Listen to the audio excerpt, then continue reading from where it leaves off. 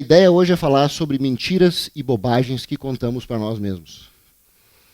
Esse é um tema que me interessa há muito tempo, porque há muitos anos eu me pergunto por que as pessoas pensam em realizar uma coisa, acham que efetivamente vão realizá-la e realizam uma coisa completamente diferente. E tem a ver com mentiras e bobagens que a gente conta para a gente mesmo. Deixa eu dar um exemplo para vocês de uma coisa que eu ouvi em rede nacional há alguns anos. Eu estava assistindo um jornal depois do almoço, algum jornal de rede nacional, não lembro qual era, e havia uma notícia que o juro do cheque especial havia aumentado. E havia um especialista falando, sempre tem um especialista, né? Dizendo que o cheque especial era um importante complemento de renda para boa parte das famílias brasileiras. E ele estava falando sério. Eu pensei, como pode uma estupidez dessa dimensão, uma coisa que te tira 10% ao mês de juros, ser considerado um complemento de renda e ser considerado uma coisa normal? Então, se aumentou de 8% para 10%, é uma coisa ruim. Se tivesse baixado de 8% para 5% e você tivesse continuado usando, seria uma coisa boa. São as bobagens que as pessoas acreditam. As pessoas começam a viver uma coisa e acostumam-se com isso a um nível que não percebem a estupidez que estão fazendo. Eu escutei já algumas coisas do seguinte tipo. Esses 20 e poucos anos de Dale Carnegie, gostaria de trazer alguma experiência do que eu ouvi por aí. Eu conheço pessoas que dizem assim, eu não sou muito bom em planejar, eu sou bom em executar. Isso pode ou não ser verdade. A pessoa pode dizer, sim, eu sou uma mula para trabalhar. É verdade. Não é uma coisa ruim. Se o resultado dessa pessoa está sendo igual durante muitos anos, ela é só uma mula para trabalhar. Se o resultado dessa pessoa vem ampliando-se durante o tempo, provavelmente ela é um planejador muito melhor do que ela pensa. E se ela não sabe disso, ela provavelmente não está aproveitando a inteligência que ela não sabe que ela tem. E eu já vi algumas pessoas falar assim, fulano é um ótimo planejador, ele tem problemas com execução. Sério. Então eu tenho um mundo da lua, que eu vivo na minha cabeça, desconectado da realidade, e eu acho que isso é uma coisa normal. Quer dizer, o que eu penso que eu vou fazer e o que eu faço são coisas diferentes, e as pessoas acham isso normal. Tem muita gente no hospício com exatamente a mesma condição. Eu vivo desconectado da realidade. E se eu não me conectar com a realidade, eu vivo no mundo da lua. Eu já vi em empresas, já vi em pessoas serem acusadas de serem muito práticos. Fulano é muito prático, como se isso fosse um defeito. E já vi pessoas assim, eu vi uma vez, eu não vou citar nome porque fica um pouco chato. Uma vez uma empresa, um cara apresentou um plano de negócios, um dos executivos da empresa disse, foi o melhor plano de negócio que eu já havia apresentado. Em um ano depois, a pessoa que ficou de executar o plano não estava mais na empresa. E a pessoa que fez o julgamento também não. E as pessoas acham isso normal. Então, eu queria ver se eu conseguia trazer para vocês alguma coisa aqui hoje relevante para a gente poder refletir um pouquinho sobre como a gente pensa nossos objetivos e como a gente os executa. Esse ano, curiosamente, eu andei falando com algumas pessoas, alguns empresários, alguns clientes nossos, e eu queria trazer para vocês esse exemplo, e eu sugeriria que, se possível, vocês pudessem fazer a mesma análise interna. O que eu vou trazer para vocês não é uma verdade absoluta, mas são coisas que certamente a gente pode fazer algumas comparações com a nossa vida e ter algum entendimento do que está acontecendo. Eu me reuni com o pessoal esses tempos no norte do meu estado lá, e eu perguntei para as pessoas quais eram os objetivos dela. E as pessoas falaram, assim, eu vou dar alguns exemplos, assim, eu quero aumentar minhas vendas em 30%, eu quero abrir uma nova filial, eu quero expandir meu negócio para tal lugar, eu quero reduzir meus custos assim por diante, eu quero aumentar meu faturamento em tanto. Ok. E as pessoas começaram a me responder assim, até dezembro eu tenho que aumentar meu faturamento em 30%. Até dezembro eu tenho que ter aberto 2 novas unidades da minha empresa. Até dezembro, porque a gente estava no início do ano e as pessoas têm a tendência em falar a sua meta. Aí eu peguei um rapaz que estava lá, um cara joia, ele tem uma distribuidora de bebidas. E eu falei para ele, qual é o teu objetivo? Ele falou, até dezembro eu tenho que aumentar meu faturamento em 30%. Eu não sei qual é o objetivo que vocês têm. Eu imagino que todos vocês têm algum objetivo na cabeça. Aí eu disse para ele assim, bom, e se até dezembro você aumentar 28%? Aí ele, não é ruim, diz ele. Eu falei, e se até dezembro você aumentar 25%? Aí ele começou, sabe, cobra com dor de barriga? Que a pessoa começa a ficar desconfortável. E se você aumentar os 30%, mas isso não acontecer até dezembro, acontecer até junho do ano seguinte, aí eu estou atrasado, ele falou. Eu falei, atrasado em relação a quê? Isso é uma das coisas que eu percebi, que para muitas pessoas, o título ficou bonitinho, né? Para muitas pessoas, quando fazem objetivos de longo prazo, as pessoas têm uma tendência a colocar uma data. Ter um objetivo de longo prazo é uma coisa maravilhosa. Lacrar isso em uma data não necessariamente é uma coisa boa. Eu perguntei para ele, você aumentar a tua empresa em 30% é algo possível? É algo que vale a pena correr atrás? Ele falou, vale. Eu falei, então não coloque necessariamente uma data. Ele falou, mas se eu tiver um objetivo, se eu tiver uma meta, eu não tenho que ter uma data?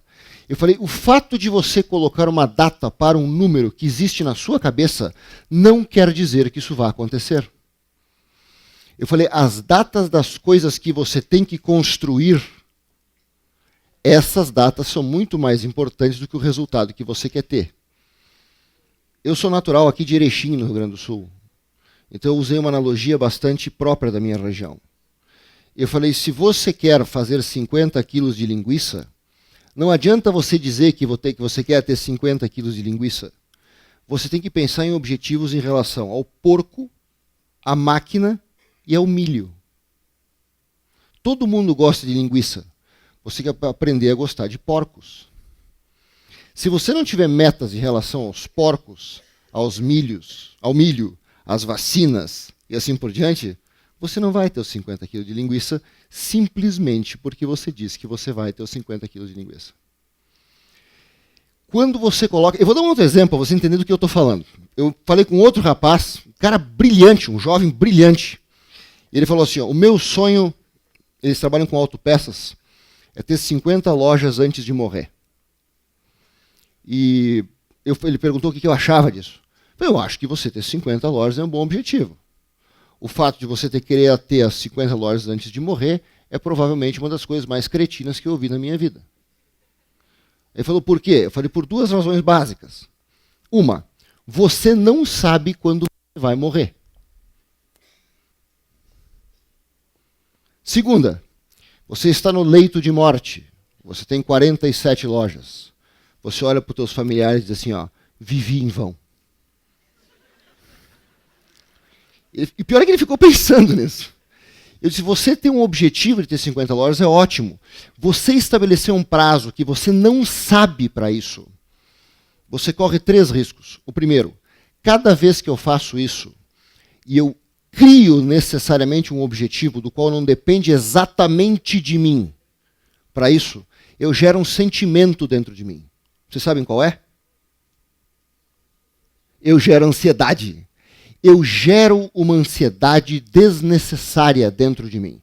Uma ansiedade por atingir uma coisa e eu não sei exatamente como eu vou fazê-la. A ansiedade é um mau professor.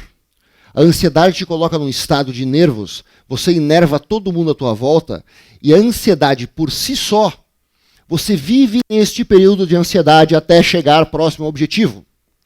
Se você chegou no teu objetivo, ótimo. Quanto tempo dura a satisfação disso? 48 horas, mais ou menos. E você novamente vai ter que dar uma injeção de adrenalina em você para você poder continuar funcionando. Isso não é um mecanismo saudável. Você não pode viver de adrenalina 24 horas por dia. Você vai morrer. Ou melhor, talvez você não vá viver. Segunda coisa, a ansiedade... Bom, e tem outra coisa, né? Se eu não atinjo o objetivo, o que eu sinto? Frustração. Então eu gero um ciclo dentro de mim de ansiedade e frustração, no objetivo errado. Eu tenho que ter ânsia, vontade, desejo, garra, ansiedade, estar ansioso por realizar o que precisa ser realizado para poder chegar aos meus 30%, 2 lojas, 50 lojas, etc. Eu gerar ansiedade dentro de mim não resolve nada. Segunda coisa que eu conversei com o rapaz, eu falei, esse tipo de coisa é uma má referência para tomar decisões. Eu falei, então você quer ter um número maior de lojas e não quer que o número de lojas seja consequência natural do trabalho de construção da tua empresa. Logo, eventualmente, você pode comprar ou montar ou adquirir uma loja porque é uma boa oportunidade, e boas oportunidades existem milhares, e você não está pronto para isso. Se você não está pronto para isso, você, baseado num objetivo que você criou dentro da tua cabeça, dentro de uma data que você criou, tomará uma má decisão. Esse rapaz baixou a cabeça e falou, agora eu entendi por que a loja tal deu errado. Era uma oportunidade, nós não estávamos prontos para ela, mas eu tinha esse objetivo na cabeça. Nós acabamos comprando a loja, aconteceram algumas coisas, a gente teve que vender a loja e dar um passo atrás. O problema não é dar um passo atrás. O problema é quando você vai até um lugar, você tem que voltar ao ponto onde você estava antes se você perdeu a caminhada. Então, eu tenho que ter metas, tenho que ter objetivos, claro que eu tenho que ter. Eu posso ter uma data como referência na minha cabeça? Claro que eu posso ter. Eu posso usar isso como uma referência do caminho que eu quero perseguir? Evidente que eu quero ter. Eu lacrar a minha vida num ciclo de ansiedade e ansiedade e frustração não é uma coisa que te leva muito bem a lugar nenhum. Eu tenho que ter metas e tenho que ter prazos, sim. No que tem que ser feito. Eu perguntei para o rapaz desta distribuidora de bebidas, o que você acha que você tem que fazer para chegar nos 30%? Ele deu uma resposta como todo mundo dá. Ele falou, para aumentar o meu faturamento em 30%... Alô? Está funcionando? Para aumentar meu faturamento em 30%, eu tenho que fazer 2 coisas. E aqui eu quero chamar a atenção de vocês de uma coisa. Eu sou fã de um cara chamado Peter Drucker, que faleceu jovem aos 96 anos. Esse cara escreveu coisas brilhantes, as quais a gente na faculdade de administração lê e não entende. Ele falou que uma das grandes falhas de gestores é fazer aquilo que eles querem fazer e não aquilo que tem que ser feito. Eu pedi para ele, o que tem que ser feito? Ele respondeu 2 coisas. Eu tenho que contratar vendedores e treinar minha equipe de vendas. Eu perguntei para ele, bem, você vai fazer isso? Ele falou, vou. Bom, se você vai fazer isso, e esse é o seu plano, você pode garantir para mim que você vai chegar nos 30%. Novamente a sucuri, com dor de barriga, começou a se mexer na cadeira. Eu falei, o que está havendo? Não é que... Bom, se é isso que você acha que tem que ser feito, e se você fizer isso, eu acho que essas são coisas que têm que ser feitas, o teu objetivo está garantido. Ele falou, não é bem assim, né? Eu falei, exatamente, não é bem assim. Você criou um objetivo para você, você colocou uma data para ele, e você não tem certeza das coisas que têm que ser feitas. Eu perguntei para ele, quais coisas têm que ser feitas para efetivamente o faturamento da tua empresa aumentar e você chegar nos 30%? Ele não sabia. E aqui, pessoal, tem uma coisa interessante. Nós, às vezes, Winston Churchill falava uma coisa importante, ele dizia, planos são dispensáveis, planejar é fundamental. Eu não planejo para chegar num plano, eu planejo para descobrir o que tem que ser feito. Eu dei um treinamento uma vez para um rapaz, é meu amigo, não vou citar o nome dele porque fica chato, ele me entregou num treinamento que a gente deu, um plano, e ele é um cara muito caprichoso, ele fez um plano, ele era gerente de projetos, me entregou uma coisa bonita, encadernada, impresso em A4, como é que chama? Metodologia, como é que é? metodologia científica. Lindo, lindo, lindo, lindo, lindo. E eu perguntei para ele, fulano, isso resolve o teu resultado e teu problema de delegação? Ele falou, não. Eu falei, então você não deveria ter impresso em papel liso. Porque ele não tem nenhuma outra finalidade. Ele não ficou muito satisfeito com o meu comentário. Foi para casa, voltou no dia seguinte com 3 folhas de ofício escritas à mão e falou, agora eu entendi o que tem que ser feito. Então, para ele poder aumentar o faturamento, esse rapaz que eu falei agora, só tem um jeito de aumentar o faturamento. Você tem que prospectar clientes, você tem que falar com as pessoas, você tem que ir até o mercado. Eu falei, como é que você chegou até aqui? Se você tem uma equipe pequena, provavelmente você tem que fazer uma parte desse trabalho. Se você tem uma equipe grande, provavelmente há pessoas da tua equipe que dependem que você, ao adicionar tempo e energia com eles, consiga fazer esse trabalho. O que não vai acontecer, o que não pode acontecer é você terceirizar os teus objetivos para outra pessoa. Não existe plano de uma empresa. O plano é seu. Você não pode terceirizar os objetivos de uma empresa para outras pessoas e você não entender qual é que é a tua participação nisso. Aí eu perguntei para ele, querido, qual que é a tua participação nisso? Você é a pessoa mais capaz dessa empresa. Você trouxe ela até aqui. Você é o líder deste pessoal. Você é que tem o plano. A empresa não tem um plano. A empresa não fala, a empresa não conversa, a empresa não comunica. Quem comunica é você. Ele falou, pois é, tudo que foi construído até agora foi porque eu me envolvi diretamente com algumas pessoas, alguns clientes. Eu falei, agora você quer parar de fazer isso? Ele entendeu que ele tinha que fazer. E olha que coisa importante isso, pessoal. E eu já cometi esse erro muitíssimas e muitíssimas e muitíssimas vezes. Eu disse para ele, isso que você está propondo, aumentar 30%, é importante, é relevante, é algo pelo qual vale a viver e morrer? É algo para o qual vale a pena você correr atrás? Ele falou, é. Então imagina se você diz que isso é importante, mas você não está disposto a fazer nada por isso. Então, nós vamos nadar. Você vai pular no mar, ele vai pular no rio, ela vai pular na piscina e você, eu vou segurar as toalhas. Ontem o Guilherme deve ter falado com você sobre liderança. E as pessoas buscam mecanismos malucos para poder criar liderança. Cara, liderança é sobre você, cara.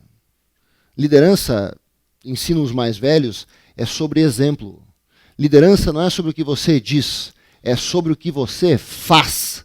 Se você não está disposto a botar 2, 3 quilos da tua pele numa jogada, não adianta você ficar implorando para os outros botar 50, 60 gramas do couro deles.